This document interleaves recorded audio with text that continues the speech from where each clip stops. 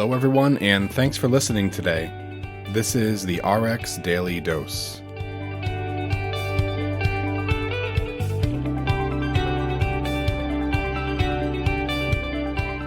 Today's episode is being recorded on Monday, January 27th, and I'm your host, Ian Parnagoni. We update this podcast every week for healthcare providers, medical professionals, and anyone who has an interest in drug updates. Don't forget to like, share, and subscribe on all of your favorite podcast platforms and social media, including iTunes, Spotify, YouTube, and Instagram. All links can be found in the show notes below. So there's quite a bit to catch up on, so let's get started. The FDA last week approved semaglutide, which goes by brand name Ozempic, to reduce the risk of major adverse cardiovascular events, including cardiovascular death, non-fatal heart attack, or non-fatal stroke in adults with type 2 diabetes and established cardiovascular disease. The FDA based its decision on Novo's cardiovascular outcome study called SUSTAIN-6 that showed patients treated with Ozempic posted a 26% relative risk reduction over placebo in preventing CV events, including death, non-fatal heart attack, and non-fatal strokes. Ozempic is a once-weekly administered analog of the naturally occurring hormone glucagon-like peptide 1. The class of drugs is commonly referred to as GLP-1. It is administered with injection of 0.5 milligrams or 1 milligrams and indicated as an adjunct to diet and exercise to improve glycemic control in adults with type 2 diabetes, as well as to reduce the risk of major adverse cardiovascular events in adults with type 2 diabetes and established cardiovascular disease. It was initially approved in December of 2017 as a treatment for diabetes. It launched in early 2018 and has since become one of the leading products in its class. Ozempic's new indication in CV risk reduction will put the diabetes drug on par with Victoza in its class, also made by Novo, and with SGLT2 drugs like Eli Lilly and Boehringer Ingelheim's Jardiance and AstraZeneca's Farxiga that already have the label expansion added. Farxiga, in fact, is going beyond what other diabetes meds have tried for. If the FDA approves its submission as a CV risk reducer in patients with or without type 2 diabetes. Earlier this month, the FDA put Farxiga under priority review in that indication based on the strength of an outcomes trial released in September showing Farxiga cut CV risks by 26% when added to standard of care therapy for heart failure patients. The FDA's expedited review will consider Farxiga as a treatment for heart failure patients with a reduced or preserved ejection fraction. Meanwhile, Jardiance, the first in the SGLT2 class to receive a CV approval, is currently approved to reduce the risk of CV events in patients with type 2 diabetes. In tandem with Ozempic's review, the FDA updated Rybelsus prescribing information to include a CV analysis from a prior study. While not yet approved, Rybelsus is currently being studied as a CV preventative in patients with type 2 diabetes as part of Novo's SOUL CVOT study launched in June. Rybelsus, which was approved in September, is expecting a label decision on its CV benefit as early as the first quarter of 2020. The FDA also approved a new diazepam nasal spray going by brand name Valtoco. The nasal spray offers a new on-hand rescue treatment option for patients outside of the medical setting. Valtoco is indicated as an acute treatment of intermittent stereotypic episodes of frequent seizure activity that are distinct from a patient's usual seizure pattern in people with epilepsy 6 years of age or older. Valtoco is a proprietary formulation of diazepam incorporating the science of Intravale. Intravale transmucosal absorption enhancement technology enables the non-invasive delivery of a broad range of protein, peptide, and small molecule drugs. In the United States, there are over 3.4 million people with epilepsy, with approximately 200,000 new patients diagnosed each year. Despite the availability of chronic daily oral medications to control epilepsy, a significant number of these patients continue to experience seizures. Of those uncontrolled patients, as many as 170,000 are at risk for episodes of frequent seizure activity, also known as cluster or acute repetitive seizures, representing a significant unmet need in the epilepsy community. Approval of Valtoco is based on a long-term open-label repeat-dose clinical trial. Over 130 patients were enrolled and more than 2,000 seizures were treated.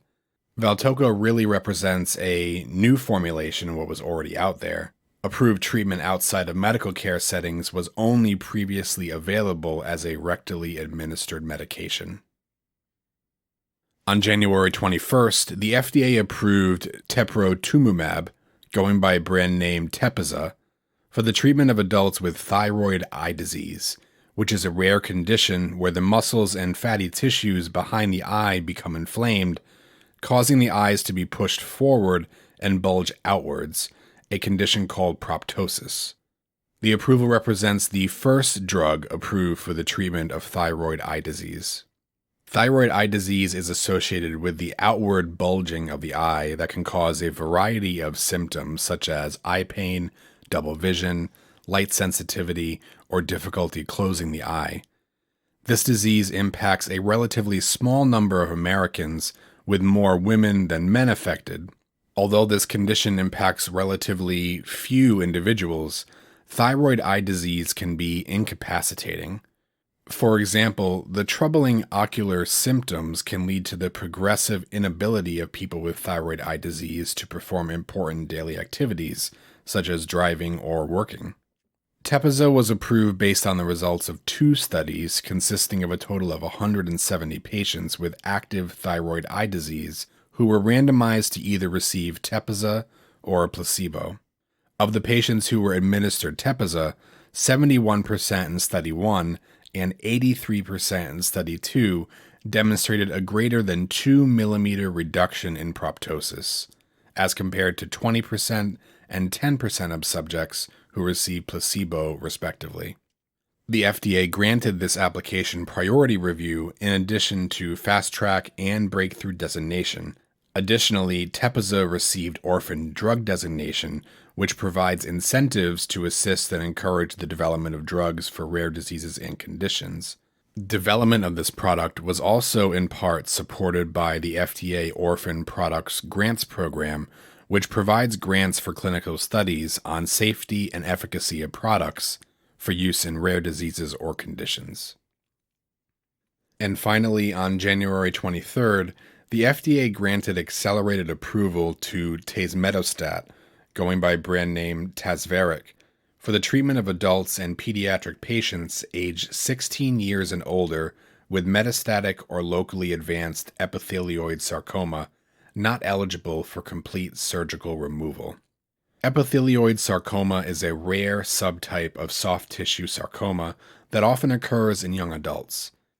It's estimated that there are about 800 cases in the U.S. and only 300 are eligible for Tazverik treatment. Tazverik works by blocking activity of the EZH2 methyltransferase, which is thought to help keep the cancer cells from growing. This is the first and only EZH2 inhibitor approved in the U.S. Most cases of epithelioid sarcoma begin in the soft tissue under the skin of an extremity, though it can start in other areas of the body. Surgical removal is considered the main treatment when the cancer is localized to one area of the body. Chemotherapy or radiation may also be given. However, there is a high likelihood for local and regional spread of the disease even with treatment, and approximately 50% of patients have metastatic disease at the time of diagnosis. Metastatic disease is considered life-threatening to the patient. Tazverik's approval was based on the results of a clinical trial enrolling 62 patients with metastatic or locally advanced epithelioid sarcoma. During the clinical trial, patients received 800 milligrams of Tazverik twice a day until the disease progressed or the patient reached an unacceptable level of toxicity. The overall response rate was 15%, with 1.6% of patients having a complete response and 13% of patients having a partial response. Of the 9 patients that had a response, 6 patients had a response lasting 6 months or longer. It was noted in the study by the manufacturer that patients treated with Tazverik are at increased risk for developing secondary malignancies, including T-cell lymphoblastic lymphoma, myelodysplastic syndrome, and acute myeloid leukemia. Also, the FDA advises females of reproductive potential to use effective contraception during the treatment with Tazverik and for 6 months after the final dose. Tazverik was granted accelerated approval, which enables the FDA to approve drugs for serious conditions to fill an unmet medical need based on the result that is reasonably likely to predict a clinical benefit to patients. Further clinical trials may be required to verify and describe Tazverik's clinical benefit. Tazverik also received orphan drug designation, which provides incentives to assist and encourage the development of drugs for rare diseases. And in the news this week, the FDA added 15 drugs or drug classes to their watch list for a potential sign of serious risk or new safety information. The FDA list, which is updated to cover July through September 2019, is generated from the FDA Advisory Event Reporting System and is posted on the FDA website. I'll provide the link to the full list in the show notes for the episode. Appearance on the list does not mean the FDA has found that a drug is associated with the corresponding risk, only that the agency has identified a potential safety problem. If further review shows it is associated with risk, the FDA can take actions, including requiring changes to labeling, restricting the drug's use, or in rare cases, removing it from the market. 8 fluoroquinolones made the list this quarter with potential signs of risk for mitral and aortic regurgitation. The cancer drug cisplatin is being investigated for aortic thrombosis, and 2 drug classes on the list, cyclin-dependent kinase 4 and 6 inhibitors, showed potential links with interstitial lung disease and pneumonitis. 6 HIV drugs listed potential signs for risk of renal toxicity. And baloxavir marboxil, going by brand name Xofluza, some sections of the labeling were updated this past October to include adverse reactions of erythema multiforme and rash. I also wanted to give everyone some perspective on something you've all been hearing a lot about, and that's the coronavirus. The article that I'm going to attach in the show notes is from The Hill, from contributor Dr. Mark Siegel, a professor of medicine at New York University School of Medicine, and I think it really encompasses some of the hysteria that's going on regarding this virus. The perception that we may be on the verge of a worldwide pandemic may be greater than reality in the case of the coronavirus. The coronavirus has now infected over 800 people and has spread to Singapore, Saudi Arabia, and now the United States, although the World Health Organization has just declined to declare it a global health emergency. China announced that it is quarantining Wuhan, a city of some 11 million people, and several nearby cities, blocking air and rail travel in and out, mass transit in the city, and starting to restrict highway travel as well. That could be an excellent public safety measure if the number of actual cases is far more than reported, but it is really helping to spread the public's panic. And there are growing reports within China of people who say their relatives were infected with or died from the coronavirus, but were misdiagnosed or not correctly listed as victims of it. Over the last 15 years, we have jumped quickly to worst-case scenarios, especially when it comes to invisible, unpredictable pathogens for which we had no treatment or vaccines. One example you may remember is SARS. Many people were convinced that this pathogen was a threat to our planet, and in the end, the total number of SARS cases was slightly more than 8,000, with almost 800 deaths. Proper public health measures stopped SARS in its tracks and ultimately calmed our fears. The Wuhan coronavirus contagion is evolving, and we don't know yet how much of a threat it is to us.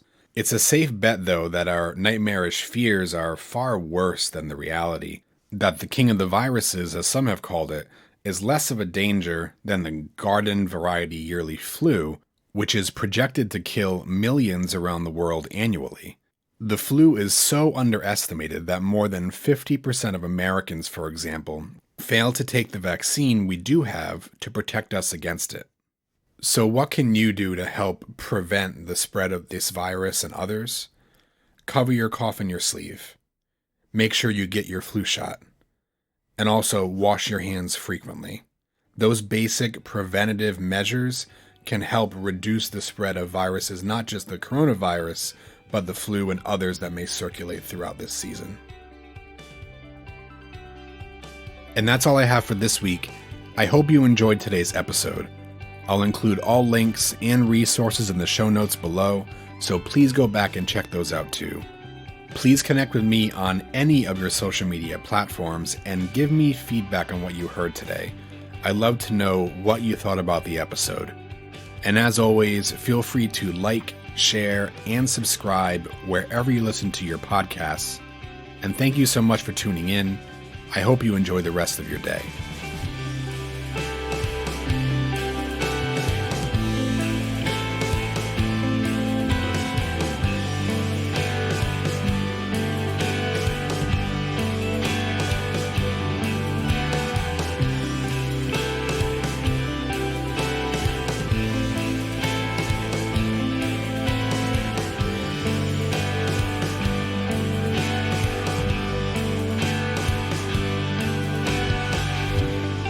Music by Joseph McDade.